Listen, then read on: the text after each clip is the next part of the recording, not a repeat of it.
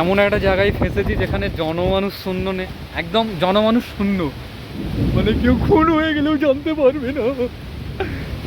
মাঠের মাঝখান থেকে শর্টকাট নেব বলে রাস্তাটাই এসেছিলাম, আর এসে ফেঁসে গেছি ভাই। কেউ নেই, কেন একটা ভাঙা বাড়ি, বাড়িটায় কেউ থাকে না, ভূতের ভয় সব পালিয়ে যায়,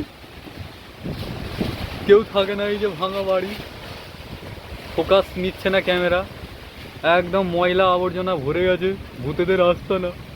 সেখানেই একটা রাস্তার কাজের লোকেরা ছাউনি করেছিল রান্নার জন্য, সেখানেই আমি শেল্টার নিয়েছি, এক হাতে ধরে রয়েছি, নাহলে বৃষ্টিতে ভিজে যাব। আর সাপের উপদ্রব প্রচুর, আর এই বাড়িতেই ভূত থাকে। আমি কোথায় যাব, মুঝে বাঁচালো কই। আর এই রাস্তায় সন্ধ্যার পর লোক চলাচল শূন্যতে গিয়ে ঠেকে। আমার মতো কিছু ছেলে ঢ্যামনা ছেলে এই রাস্তায় যাতায়াতের দুঃসাহস দেখায়, আর সেই দুঃসাহস দেখাতে গিয়েই আজকে ফেঁসে গেছি।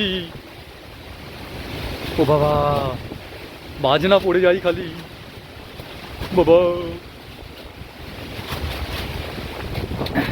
মজা লাগছে। এই আমার বাহন, আর এই হচ্ছে আমি।